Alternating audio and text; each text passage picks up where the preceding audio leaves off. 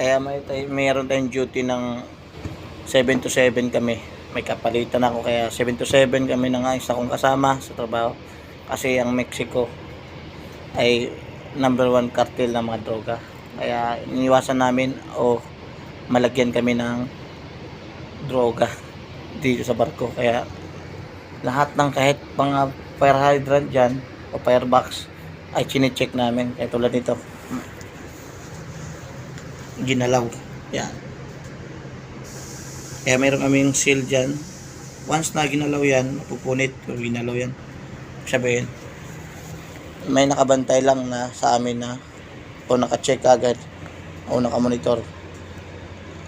Kung hindi yan na monitor, nilagyan yan agad ng droga.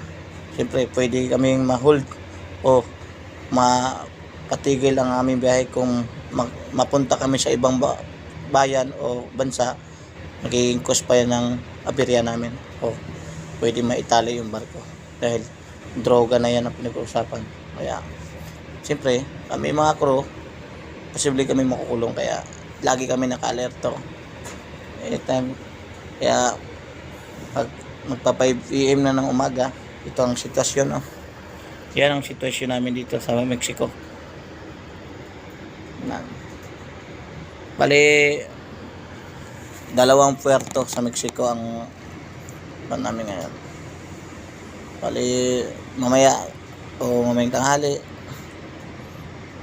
at hindi na mag-zero visibility sa aalis na kami sa biyahe. Nag-zero visibility ngayong area kasi ito talaga pala. Yan.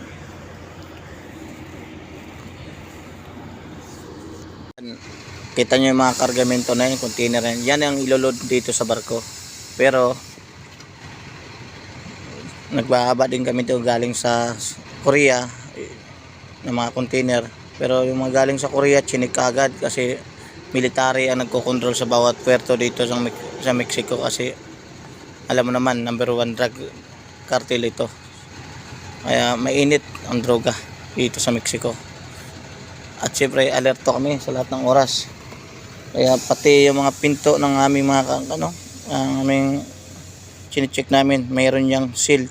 Sabihin, kung sakaling nasira yung seal na itinali namin dyan, o sa mga ganyan na may mga pinto, ibig sabihin may nagtangka o maglagay ng droga sa loob. Kaya yun talaga ang iniiwasan namin kasi pwede kaming ma-aberya o mapunta sa ibang bansa na mag-cause pa sa amin ng pagkakulong. Hindi lang isa makulong, halos lahat kami, buong crew pwedeng possible na makulong. Siyempre tapos na ang life mo pag ganun. Kaya lagi kami alerto sa lahat ng oras dito sa Mexico. Critical dito, kaya ingat na lang kami lahat. Bali yan dito tayo sa app. Bali dito sila magkakarga ngayon. Ang minumonitor natin dito ay hindi yung container kundi yung tao na yung tinatawag na akyat barko para lang magkabit sa mga container na yan. Kasi sila yung mga naka-assign dyan. Siyempre nakamonitor tayo sa galaw nila, pero hindi naman natin sila sisitahin kung may ginagawa silang na kaya-aya. May monitor lang namin at iniiwasan namin na maglalagay sila ng droga sa mga box o tulad ng mga fire hydrants o fire hydrant box, kasi pwede lang paglagyan yun. Siyempre nakamonitor tayo sa lahat ng oras kasi bago kami dumating dito sa Mexico, miniting na kami ni Kapitan na laging alerto at mga pagmagmatsyag. Kasi pag once na tayo ay mapunta sa ibang bansa at nalagyan kami ng droga, may posibilidad makulong kami lahat. Ganun talaga yan. Kaya meron kaming duty. Kaya 7 to 7 kami. Yan ang area ko, malaki, buhalos, kaya lagi lang kami mag-iingat kasi may ganun talagang bagay na baka gumawa ng kalokohan sila. Kaya laban lang. Alas 5 ng umaga na, pero ito pa rin ang sitwasyon, madilim pa rin dito sa Mexico.